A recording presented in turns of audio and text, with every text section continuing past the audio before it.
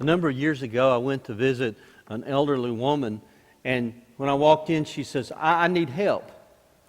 I need to decide where I go when I die. And then she began to explain. She says, I've been widowed twice, so I could be buried by either husband.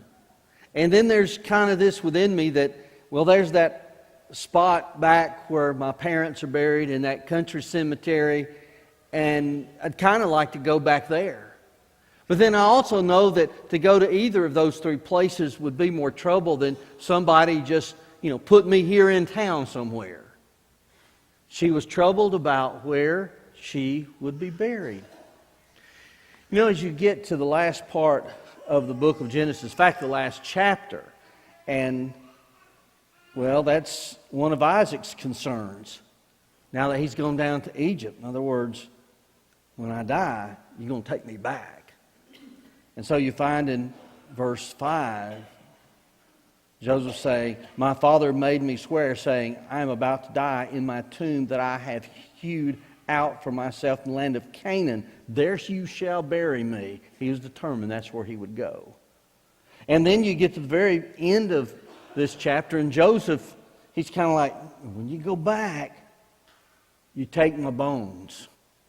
So he wanted to go back there too. Well, maybe you've already decided where you will be buried one day.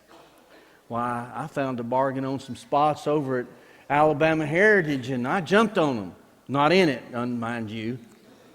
And so that's where Tish and I will go, I guess, one day.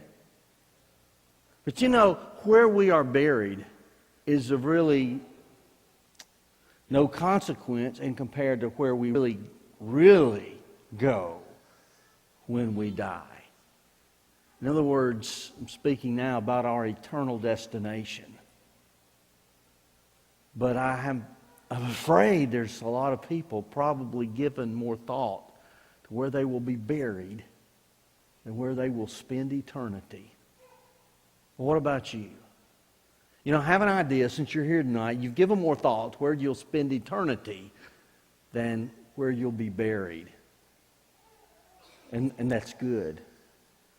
But if we could assist you in preparing for that eternity, if you're not yet a Christian, if with faith you've turned from your sins, we can give you that opportunity to confess Jesus and be baptized, immersed for the forgiveness of sins.